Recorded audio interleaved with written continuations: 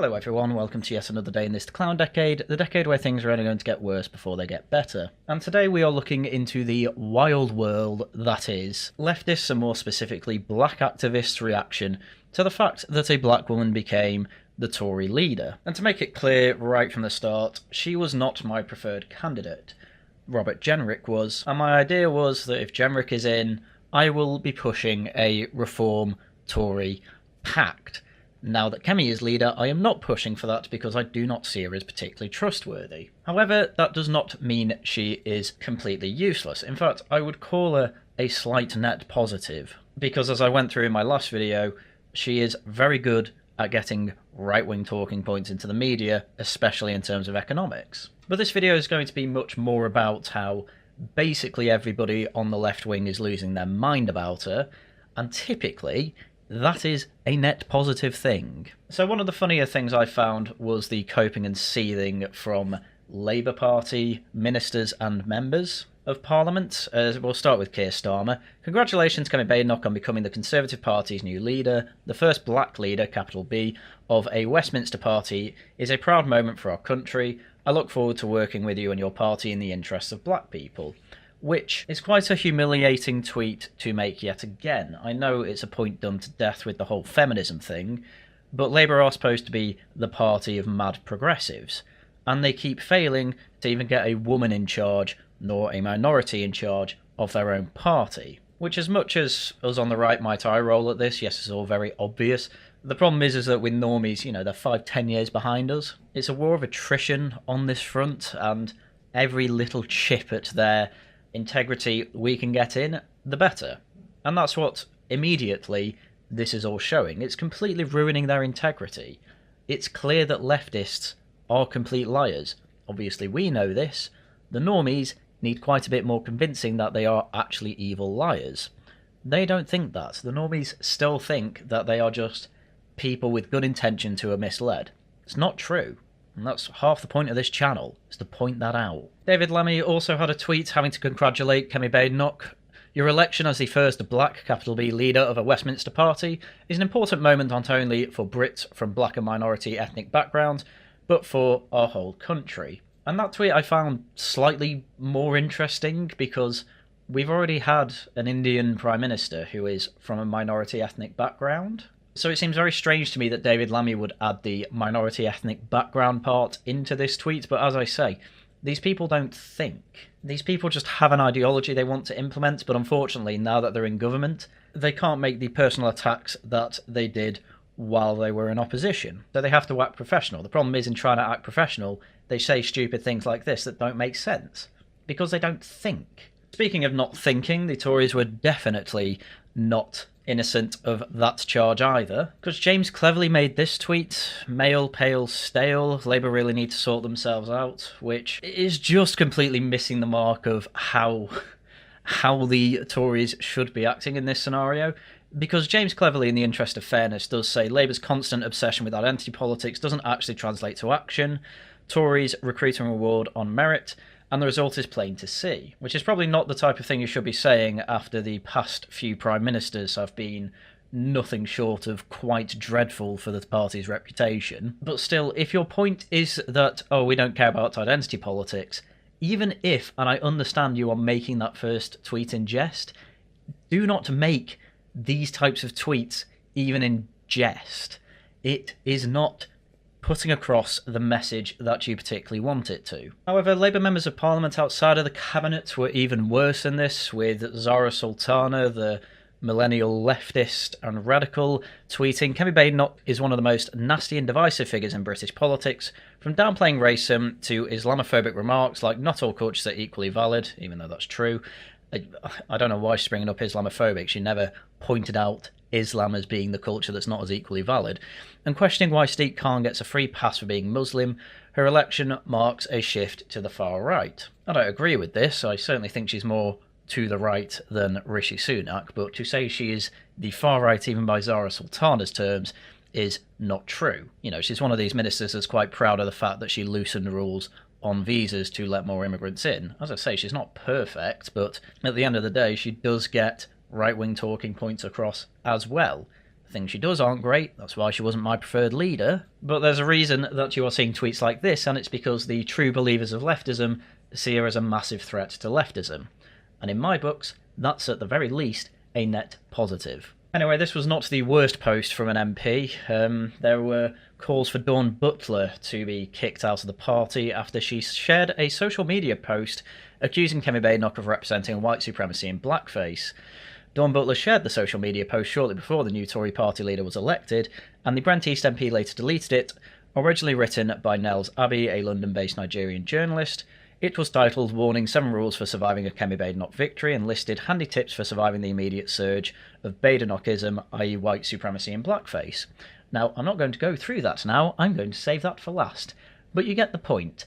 These people are so rattled, they basically see Kemi as the next Hitler. Now, I know they call everyone the next Hitler. However, the more they seem to accuse people of being the next Hitler, the more useful that person seems to be for moving the conversation right at the very least. Oh yeah, and another thing, Dawn Butler's been going absolutely nuts over Black History Month. Every other day there just seems to be an absolutely mental tweet and then a almost cry-bully tweet of, oh, look at all these people calling me rude words, and some of them are pretty bad to be fair, but just so you know, that is going to be covered in a video. I just don't have time to do it till next week. Anyway, onto the professional blacktivists now. And surprise, surprise, they are decrying a black leader of a major party. Kahindi Andrews said, congratulations to Kemi Badenoch, the shining ebony example that the psychosis of whiteness is not reserved for those with white skin. I really hate to say I told you so on this one. And he posted another tweet later in the day saying, seems like a good day to repost as my Kemi Badenoch prediction inches closer. Me and Shola Moss laughed through the pain of imagining, of course you laughed through the pain, quote unquote, of imagining the blackface of white supremacy becoming the first black PM on their podcast, and we may as well have a listen to it. Will you be celebrating when Kemi Badenoch is the next Prime Minister of the UK? Can you imagine? Kemi, not bad enough. Not bad enough. Okay. You know what? That's what I've been saying for quite a while. These people are idiots, so they just do not believe what they claim to believe. Oh, this is white supremacy. You're laughing about the next Hitler? I don't think you're really doing that. No, their problem is that she is not a true believing leftist in any sense of the word. She appears to be the type of person, at least once again, with a rhetoric that wants the exact opposite of what people like Kahindi Andrews and Dr. Shola want, which is effectively, let's be real here, power, influence and money, which their route to getting that through the incentive structure we've had for the past few decades is to effectively play up black historical grievances. And I'm not being funny, but Kemi Badenoch is obviously not the type of person to play up those types of grievances. Hell, even in private leaked messages, she has praised the Empire, at the very least made it clear it was not the evil empire that blacktivists say it is. So again, pushing against that is a good thing. But another reason these two are probably laughing is because they know they can keep grifting off this nonsense of, oh, this black woman's a white supremacist. It's just obvious nonsense. Again, she loosened immigration visas. She's hardly a white supremacist, let alone a British supremacist. I think that Kemi Badenoch is an absolute... She's a caricature of the very system that we're saying needs to go. She is she's the black face of white supremacy. That's about all I'm going to show you of this clip. You get the idea. I've done enough videos on blacktivism over the past month because it was Black History Month. It's just total nonsense. Oh, she's white supremacy walking around in blackface. Why would any black person want white supremacy? We know the arguments. They're melting down. That's all you really need to know here. But despite that, Dr. Shola decided to put out her own little TikTok video about the Tory leadership result. The result was Kemi Badenoch, 53,806 votes, and Robert Jenrick, 41,388. Now she's dancing here, and there are some people on Twitter who watched that part and just decided, oh, she's celebrating because a black woman got in. This is all just about skin colour. I don't know why they made that tweet, and yes, I am basically calling out Sargon of Akkad here, Carl Benjamin. But as we go through, clearly this is all sarcasm. This is is how we do it. Ba-dam-bam-bam, ba-dam-bam-bam. Go Kemi. But I know some of you, you cannot jubilate because you have jealousy in your heart. You cannot be happy because Kemi is progressing. You useless people. Leave her alone. Leave her alone. Kemi got the memo. Yeah, again, I need to kind of point it out here. She is being sarcastic. How do I know this? Because she then goes on to say this.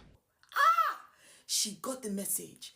Even though she is born in this country, but raised in Nigeria, she became the grateful migrant. She knows that white Britain likes the grateful migrant. She ran away from Nigeria. The traumatization of too many mosquitoes. Poor girl. And white Britain took her in. So even though she looks African on the outside, they put whiteness inside her. That's right. That's right. That is not racism. No, that is blackface. I mean, yeah, I can completely understand Carl here not wanting to watch 2 minutes of this cringe, but it is quite clear here that Dr. Shola is obviously saying, no, this is a bad thing because, frankly, she is just anti-woke. She does not like blacktivism. Again, that is a good thing, and is exactly the reason that these blacktivists are having a complete meltdown. She doesn't stop there, by the way. If you're black British looking for reparation, go and repair yourself, or Kemi is not the one for you. If you're black British fighting systemic injustice, Kemi is not the one for you. Get out of her way. I beg you, Kemi only has one message for all you black British people. I'm unavailable. Them know they see me. I'm unavailable. Them know they see me. I'm unavailable. Yeah, I'm not going to lie, I probably played way more of that than I needed to, but one, you needed to see how cringe they were being, and two, how much of a meltdown they were having. I mean, again, I think there were plenty of people who saw that on Twitter and thought that this was Dr. Shola's actual accent. Again, I'm going to play a clip from Kahindi Andrews' clip that, yeah, just so you know that she is taking, really ironically, the mick out of Nigerians that don't particularly like Nigeria and came to Britain for a better life. She's a racial gatekeeper. She does everything possible to uphold the very systems that suppress and oppress black people. I mean, if I've not laboured the point to death yet, yeah, it's pretty obvious that these people are really not a fan of Kemi and quite clearly see her worse than Boris Johnson, Liz Truss, Rishi Sunak, obviously Theresa May. She is to these people the worst person possible. Now, they probably hated Jenrick more, which is why I would have preferred Jenrick. But yeah, it's quite clear, as for some reason I keep having to remind people, that people who go on about racial grievances, really it's barely anything to do with race. It's all about conformity to the ideology. As is made clearer by other blacktivists like Esheru, who held up a coconut in a picture because there was a recent court case where some woman had a placard calling Rishi Sunak and Suella Braverman coconuts, and she got away with it because technically it wasn't racist, so now they are basically dancing on the fact that they won a legal and cultural battle there. And you know what? If it was brought front and centre in front of Kemi, I think she would say it's bad and fight against it. And again, that's fine. And he makes it clearer in another tweet. How Kemi Badenoch beat Robert Jenrick? She denied the existence of racism. Robert Jenrick did that. Spoke in defence of and minimised Britain's role in the slave trade. Robert Jenrick said that other countries should be thankful that we ended the slave trade. That's way better than what Kemi said. And led the charge against any formal apology and reparations. And finally, she told new mums to shut up and get back to work. Again, if this stuff is supposed to make me hate Kemi Badenoch, it's really not working. Anyway, finally we go on to the absolute essay of a tweet from Nels Abbey, the very same tweet that Dawn Butler got in hot water for. So, 7 rules for surviving a Kemi Badenoch victory. Today, the most prominent member of white supremacy's black collaborator class in Britain is likely to be made leader of the Conservative Party, capital B once again in black. Here are some handy tips for surviving the immediate surge of Badenochism, i.e. white supremacy in blackface, which... already this is just a horrible tweet. I think I could stop there and it'd be enough, but I really want to go through this because it's just so funny how much they are coping and seething that, frankly, to be popular and an ethnic minority in this country, basically, yeah, you have to be right-wing. And they hate that because they want their ideology to be the popular one. That's where this all comes from. And because of that, they feel an excuse that they can be racist like this. Anyway, number 1, don't allow yourself to be gaslit. Of course, a victory for Badenoch is an obvious, unprecedented, and once inconceivable victory for racism. I mean, maybe like 30 years ago, probably more than that. Maybe a few decades ago. I don't think... The only people that really seem to care that she's black really are these leftists. They're the only people that care. Again, we had Rishi Sunak as PM for 2 years. Why is it all of a sudden so surprising and terrible that a black woman's managed it? Yet for legitimacy and national blush-saving purposes, it will be portrayed as anything but. Hence the black and brown, capital B, voices invited to speak about a Badenoch victory in the media will likely be carefully selected. Yeah, right, man. These blacktivists were invited to the coronation to talk about how monarchy is bad and oppressed black people. Yeah, right, that is not going to happen. These types of people will be invited on Question Time this week, and they will have their black grievances spread out to the nation. They love the victim mentality, despite the fact that they have ultimately cultural victory here, which is exactly what we're fighting back against. Expect a lot of Sunder Katwala and Trevor Phillips types, but not much from anyone else, certainly not knowledgeable objectors. Trevor Phillips is definitely knowledgeable. He was in the Blair cabinet. He definitely knows about these issues. Don't feed the trolls and avoid inevitable avalanche of whatever your politics rhetoric. E.g., whatever your politics, you must acknowledge how great and progressive the Conservative Party is now that blackface, capital B there for some reason, of white supremacy, small w, has broken the glass ceiling for all black people, and whatever your politics, black children finally have a great role model to look up to. I literally don't care about any of that and don't say any of that. 3, don't get arrested, part 1. I don't know why. There are 4 parts that don't get arrested? Oh my god. As that free speech championing entity known as the British state would say, be careful what you post. Hang on, wait, no, this is our argument. The police scour this app for offensive material, and they take immense glee in weaponising laws designed to protect ethnic minorities against ethnic minorities. Yeah, I'm not being funny. I do genuinely think Kemi Badenoch is going to come after those ridiculous laws. I can genuinely see her doing it. She's complained about them before. 4, don't get arrested, part 2. The police don't do nuance, and they conveniently refuse to understand black and brown, capital B, intracommunal language or forms of critique, satire or complaint, such as coconut, Uncle Tom, Aunt Kemi, oh that's a new one, I'm not reading that word, or choc ice is one, that's a new one as well. I understand it's just like coconut, but I love how he's saying, oh, the police don't understand the nuances of our racism. Like, you got to understand that. Of course Kemi Badenoch's going to come after this issue, and she's going to come after it as either, look, these laws need to be applied fairly, so if white people are going to jail for calling us racial slurs, obviously black and brown people should, or she's going to go the direction of, obviously no one should go to jail for insulting people. Either way, it's better than what we've got now, because that is just absolutely absurd. I can't believe he made that second part after a woman was literally acquitted of a public order offence after committing literally a grossly offensive public order offence, but whatever. Don't get arrested, part 3. In pursuit of protecting their feelings and political positions of ethnic minority politicians with far-right sensibilities, the police and Crown Prosecution Service will do everything conceivably possible to legally and psychologically destroy you. It's pretty amazing. It's pretty amazing, especially after someone has literally killed themselves in jail because they shouted at police, quote-unquote, and I've seen the clips of that guy. What he did I would not say is a jailable offence by any stretch of the imagination, but it's just incredible how what is literally happening to, and don't get me wrong, people who rioted deserve to be in jail, but people who got caught up in the overcorrection, we'll call it, of the rioting are pretending that that has been happening to them for like 100 years. It's just not true. 6, don't get arrested, part 4. Look up the emoji trial and coconut trial for more information on how quickly propriety, black and brown intellectual tradition, capital B's again, thought or language can land you in British police cells. Yeah, and that's it. You go to trial and then you're acquitted. And guess what? That means there's a precedent for not being able to actually arrest them again, by the way. What that trial showed is the opposite of what you're saying. You're not actually going to get arrested for that anymore because precedent was set in a court of law. It was the wrong precedent, but, well, that's the world we live in.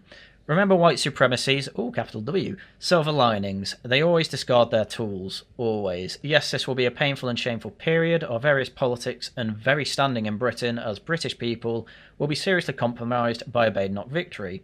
Yet rest assured, painful as it may be for black and brown people, capital B, history teaches us that Badenochism will end even worse for Kemi Badenoch.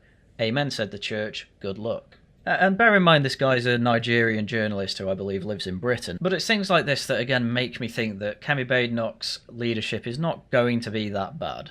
She was second best out of the candidates from the start. I obviously do not trust her. That is why I am fully backing reform and not particularly looking for a coalition or pact with Conservatives and Reform. However, we are in such a dire situation politically in the UK that you got to take these wins where you can get them. And Kemi is the type who is probably going to give us slightly more wins than losses. And as I say, Nels is a Nigerian. It is things like this that are kind of showing me that even Nigerians don't particularly want her. She has quite clearly chosen Britain to be her home. Yes, I am aware of that blog post where she is trying to pander to Nigerians that are in Britain, but if you read the blog post in detail, effectively all she says there is, if you're like me and don't want bad Nigerians here, making British-Nigerian relations worse, and you want to keep the riffraff of Nigeria in Nigeria, vote for me.